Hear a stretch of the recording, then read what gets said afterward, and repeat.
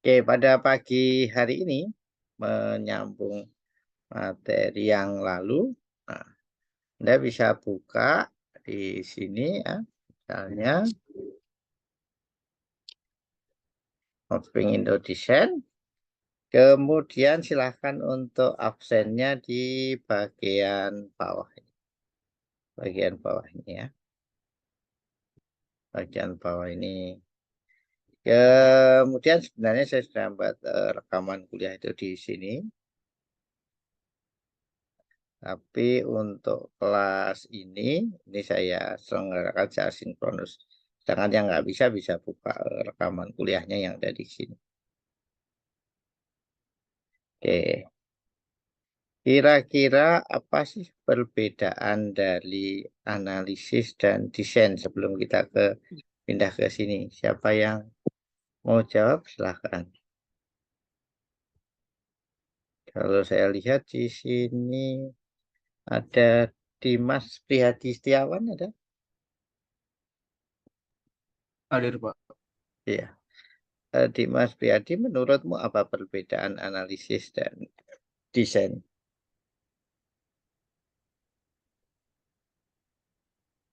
Analisis lebih ke ini, Pak. Lebih melihat gambaran awalnya, desain lebih ke praktiknya, Pak. Lebih ke apa? Ke praktiknya. Praktiknya. Kemudian kalau desain apa? Oh, analisis tuh lebih melihat gambaran konsep awalnya, kalau desain tuh langsung langsung nerapin dari analisisnya gitu. Outputnya apa kalau analisis? Terus outputnya apa kalau desain? Misalnya salah satu Analisis output. Ah, outputnya gambaran awalnya gitu, Pak. Kalau desain Kayak apa? bentuk jadinya. Gambaran awal itu apa? Analisis sesuai sih, Pak. Poin-poinnya mungkin kalau lagi bikin, kalau mau bikin sebuah produk, ya targetnya apa gitu. Jadi analisisnya kita mau lihat targetnya apa. Kalau desain ya bagaimana cara cara apa ya cara mencapai hal tersebut dengan membuat sesuatu gitu. Jadi desainnya dibuat gitu. Output atau hasil pekerjaan analisis itu apa? Outputnya apa? Misalnya katakanlah apa gambaran flowchart atau apa desain tabel atau apa. Oh, analisis bisa flowchartnya bisa sih, Pak. Kalau desain tuh lebih penerapan dari flowchartnya. Misalkan dibuat dibuat apa ya? Dibuat kayak eh prototipe gitu, Pak. Saya nangkepnya gitu, Pak. Jadi analisis itu adalah lebih memahami proses bisnis yang terjadi di perusahaan atau di organisasi. Ya, jadi memahami alur pekerjaan, memahami data apa yang terlibat, siapa yang mengerjakan, apa hasilnya. Nah, itu adalah analisis. Nah, kalau desain itu adalah menyiapkan rancangan atau desain bagaimana mengimplementasi atau mengotomatiskan dalam bentuk aplikasi dari pemahaman konsep atau alur kerja yang telah dikerjakan di analisis. Jadi kalau misalnya katakanlah analisis itu adalah bagaimana orang melayani penjualan, kemudian menerima pembayaran, kemudian adalah memberikan pengembalian. Nah, maka pada desain itu adalah lebih tabel apa yang bisa digunakan untuk menyimpan transaksi penjualan, bagaimana interface-nya supaya bisa dikerjakan, kemudian output-nya itu print out-nya apa. Nah, jadi kalau desain itu lebih ke mengotomasi atau membuat rancangan aplikasi. Kalau analisis itu lebih ke arah memberikan pemahaman gambaran proses yang terjadi atau alur kerja, ya.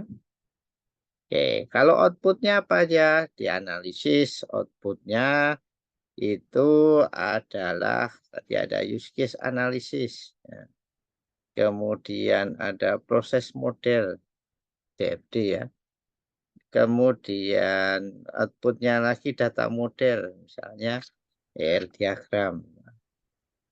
Kemudian kalau kita lihat di gambar ini, kalau outputnya desain apa? Outputnya desain ada interface desain, ada data desain atau data desain itu disebut juga desain tabel ya. Arsitektural desain itu lebih kepada hardware dan software apa yang terlibat.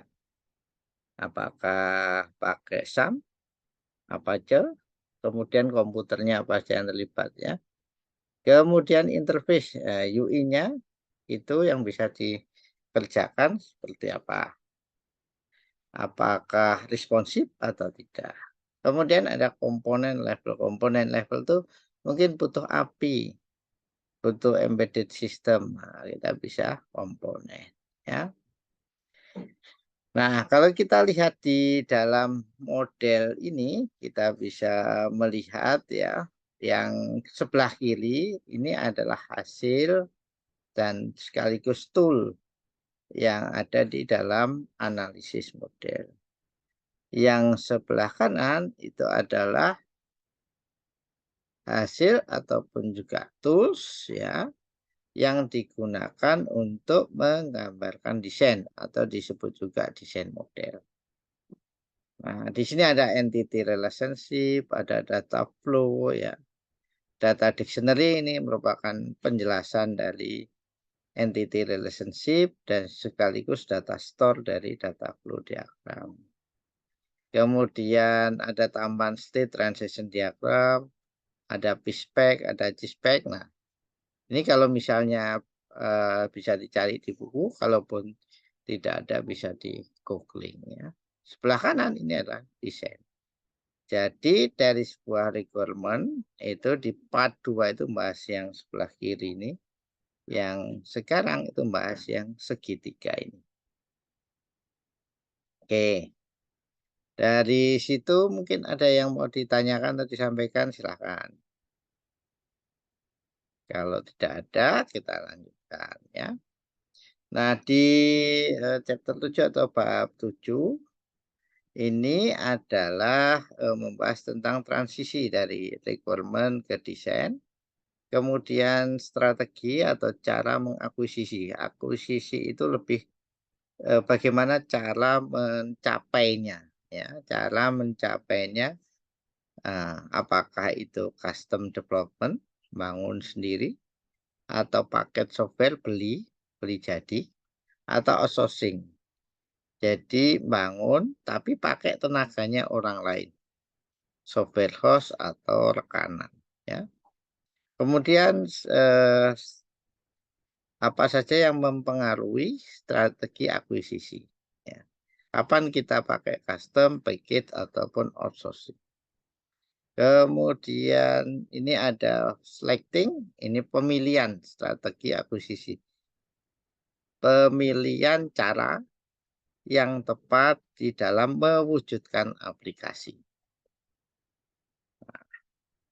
Kemudian pada fase desain ini adalah buat keputusan bagaimana sistem ya, yang akan dibangun itu beroperasi.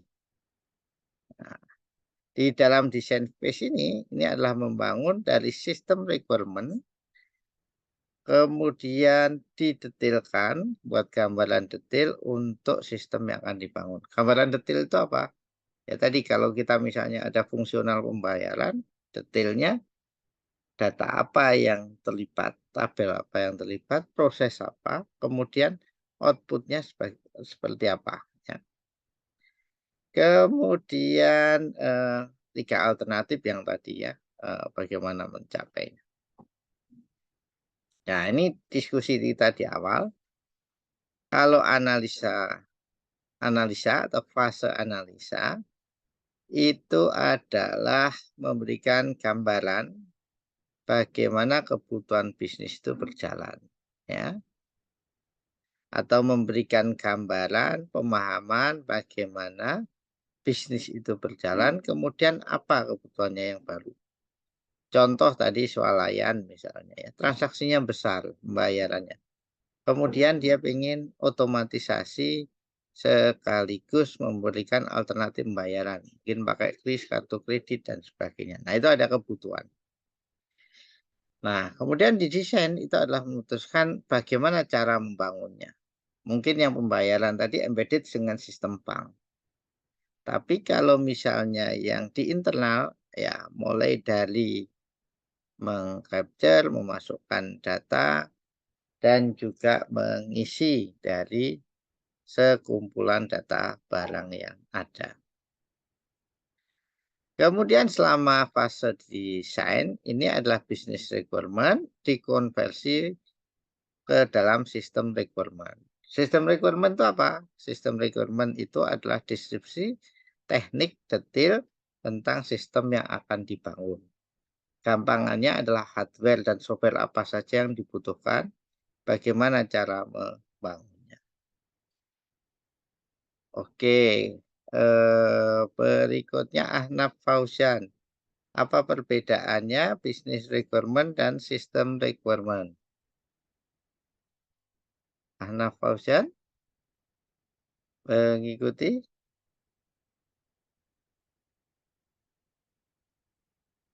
Halo,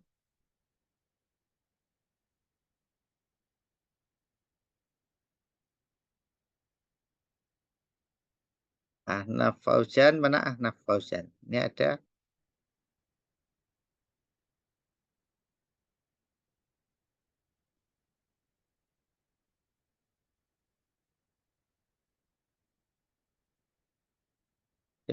Oke, baik. Kalau begitu coba yang mengikuti kuliah bisa di open cam. Kalau yang tidak mengikuti kuliah hanya menghidupkan Zoom ya, mesti mute mic dan close cam. Oke, silakan untuk di open cam yang mengikuti kuliah. Saya tidak memaksa Anda untuk mengikuti kuliah sinkronus ya, karena saya juga menyediakan untuk kuliah asinkronus. Tapi bagi yang mengikuti silahkan di open cam, sedangkan yang tidak mengikuti boleh close cam atau mungkin leave Zoom.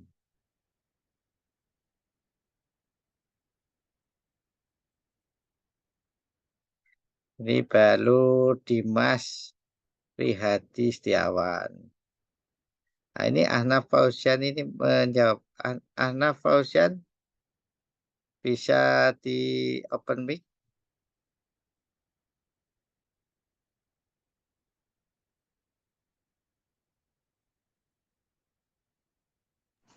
Bisa, Pak. Oke, silakan Ahnaf. Ahnaf Fauzian, apa perbedaan dari business requirement dan system requirement?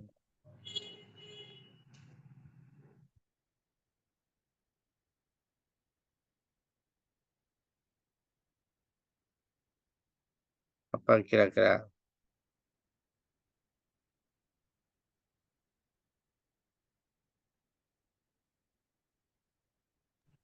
Mohon maaf, Pak, sebelumnya. Tadi saya tinggal koes. Oke, berarti belum bisa ya. Sekarang ini siapa? Alexander Wenat Samsiko. Silakan Alexander. Ya Pak, kalau Mm-mm. business requirement tuh lebih fokus ke tujuan bisnisnya, sedangkan kalau sistem requirement lebih fokus ke teknis sistemnya Pak. Bisa diberikan contohnya misalnya business requirement apa? Sistem requirement-nya seperti apa?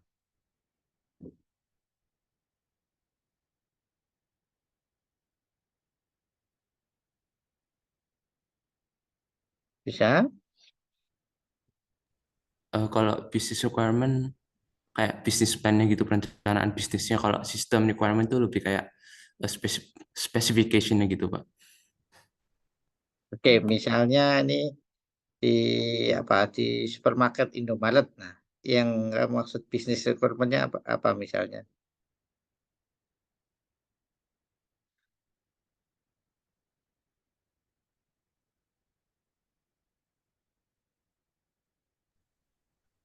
Mungkin bisnisnya lebih ke arah transaksi harganya gitu mungkin Pak. Oke, kalau sistemnya? Sistemnya mungkin mengelola data-data transaksi dan lain-lainnya gitu Pak. Oke, baik.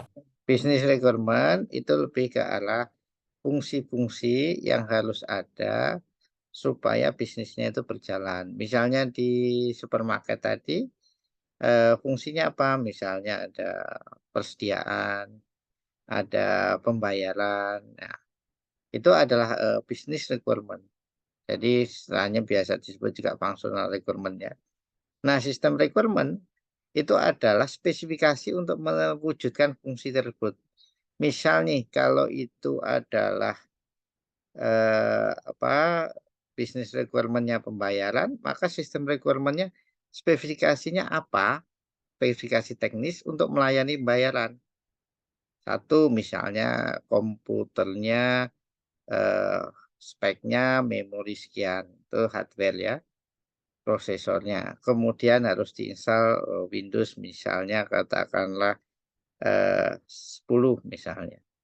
Kemudian ada aplikasi Indomaret Point. Nah, kemudian ada hardware yaitu scanner barcode. Nah, itu adalah spesifikasi.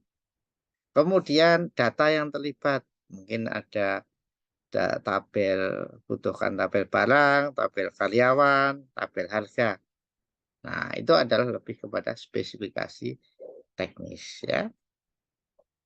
Sehingga sistem requirement ini adalah merupakan ya koleksi dari desain dokumen dan juga physical process dan data model ya. Desain dokumen ya itu adalah dokumen yang memuat rancangan mulai dari rancangan tabel, UI, rancangan proses. Di dalamnya ada physical process. Physical process itu lebih kepada aplikasi filenya, kemudian data model itu adalah menyangkut tabelnya. Oke. Ini adalah aktivitas yang ada di desain, kemudian juga yaitu deliverable-nya. Deliverable-nya itu adalah hasil ya atau output dari aktivitas. Jadi yang sebelah kiri ini adalah aktivitas yang ada di desain. Ini adalah deliverable-nya. Kemudian yang kanan itu chapter itu adalah kalau kita ingin mengetahui lebih detail. Contoh nih, misalnya aktivitasnya determine, prefer, system acquisition strategy. Berarti adalah memutuskan strategi bagaimana mewujudkan. Maka deliverable-nya adalah matrik alternatif atau matrik pilihan. Ya. Kemudian di sini ada aktivitasnya adalah make hardware and software selection. Nah, di sini maka kalau ini di sini adalah membuat pilihan hardware dan software yang akan dipakai, di sini adalah hardware dan software spesifikasi. Hardware dan software spesifikasi itu apa? Spesifikasi deskripsi detail tentang hardware maupun software. Deskripsi detail itu seperti apa? Kalau hardware ya berarti prosesornya apa, memorinya, kemudian koneksinya yang dibutuhkan. Kalau software ya mulai sistem operasi yang dipakai, bahasa pemrograman, ataupun juga katakanlah tabel yang dipakai, DBMS yang dipakai. Nah, itu adalah software spesifikasi ya. Jadi yang sebelah kiri aktivitas, yang sebelah kanan adalah deliverable-nya. Oke, kemudian di akhir dari fase desain itu adalah disebut juga sistem spesifikasi. Isi dari sistem spesifikasi itu adalah outline-nya semacam ini. Ada recommended acquisition strategy, kemudian alternatif, arsitektur desain, interface desain, physical process model, sampai ke update CLUD, metrik, dan update GIS repository. Oke, sampai di sini mungkin ada yang mau ditanyakan atau yang nggak dipahami. Silahkan kalau ada yang mau ditanya.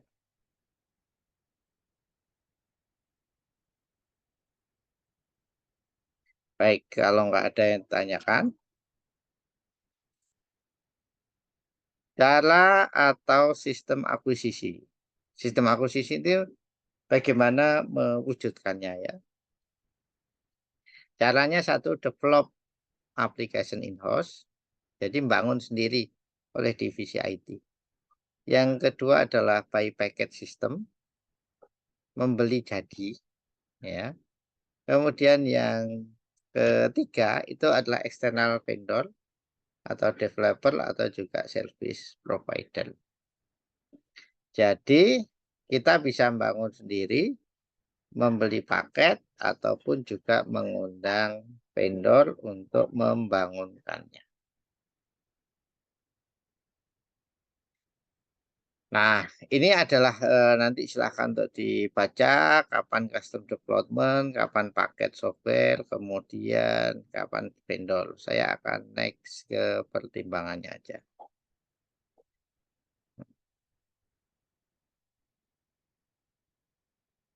Nah, ini yang penting. Oke. Kapan strategi ya itu dipakai ya, strategi akuisisi. Di sebelah kiri ini adalah bahan pertimbangannya. Sebelah kanan itu adalah pilihan ya. Pilihan kapan itu harus custom development atau in-house, kapan itu membeli paket sistem, dan kapan itu kita lebih tepat kita outsourcing ya. Nah, supaya lebih besar saya akan ke berpindah dulu sebentar ya. Ini saya sharekan.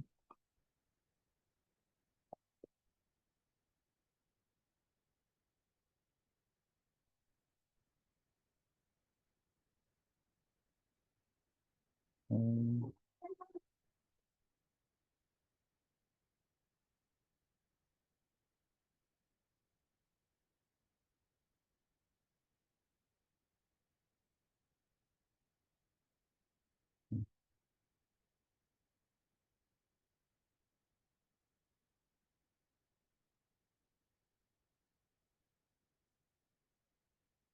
Kita akan ke sini sebentar.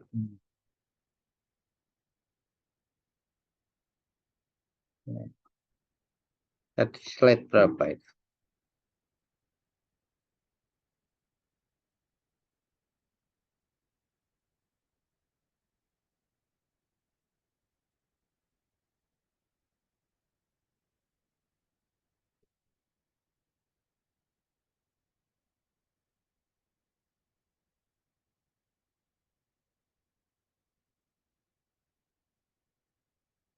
Nah ini ya. Oke. Jadi pertimbangannya itu adalah satu bisnis need atau kebutuhan bisnis. Yang kedua adalah pengalaman dari divisi IT-nya atau divisi dari istilahnya electronic data processing ya, ya bagian teknologi informasinya. Kemudian yang ketiga itu adalah project skill. Berarti setelah pengalaman, ini project skill berarti kemampuan mengelola proyek. Ada pengalaman atau enggak. Kemudian ya, berikutnya yaitu project management. Project management ini adalah lebih kepada pengelolaan proyek. Kemudian yang keempat itu time frame atau waktu yang tersedia. Jadi contohnya begini. Kalau bisnis need-nya ini unik, belum ada ya orang yang jualan, maka aplikasi itu lebih tepat dibangun sendiri. Kemudian pertimbangan yang lain itu adalah timnya itu punya pengalaman teknis. Kemudian tim yang terlibat itu punya kemampuan untuk in-house ya. Kemudian pengelolaan proyek ya, itu mempunyai proyek manajer yang sudah ditentukan dan metodologi yang teruji. Kemudian time frame-nya atau waktu yang tersedianya tidak tergesa-gesa. Nah, itu lebih tepat kita bangun. Tapi kalau misalnya waktunya terlalu pendek, maka lebih tepat kita beli jadi. Nah, kalau beli jadi, apa pertimbangannya? Ya bisnisnya umum. Nah, aplikasi kasir itu umum. Tapi kalau misalnya aplikasi pembayaran dengan voucher, nah, tidak umum, harus pakai khusus, pakai custom. Ya. Kemudian berikutnya kalau outsourcing itu adalah bisnis need-nya tidak bersentuhan dengan bisnis utama. Nah, jadi maksudnya adalah sebagai fungsi pendukung sehingga datanya tidak bocor keluar ya. Kemudian in-house fungsional dan technical expression-nya tidak ada. Jadi kemampuan membangun maupun juga pengalaman di tim IT-nya tidak ada. Maka itu lebih tepat outsource. Kemudian waktunya itu adalah pendek atau juga fleksibel. Jadi ini adalah strategi akuisisi atau strategi bagaimana mendapatkannya. Ya. Nah, bisnis need, ya ini adalah apa istilahnya kebutuhan bisnis. Oke, saya akan berangkat ke pada bagian yaitu adalah pembobotan. Ya. Pembobotan itu di bagian akhir.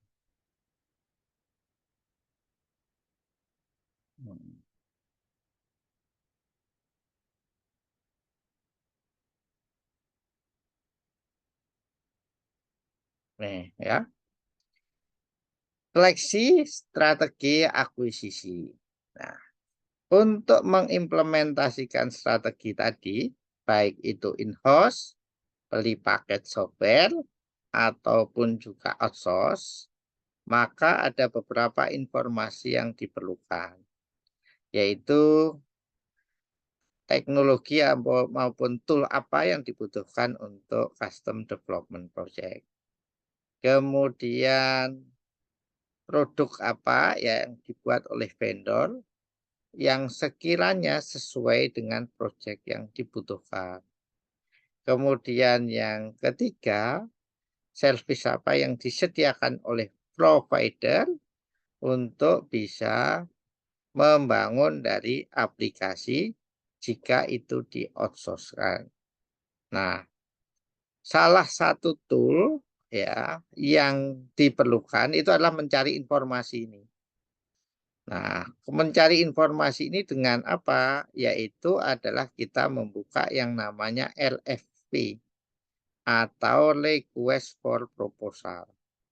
Yaitu sebuah dokumen formal ya, proposal untuk meminta penawaran kepada vendor, developer atau service provider. Jadi request for proposal ini adalah pengumuman istilahnya kerangka ajuan pekerjaan di mana perusahaan ini sedang membutuhkan aplikasi pembayaran yang terhubung dengan bank. Silahkan vendor maupun penyedia software bisa memberikan proposal penawar.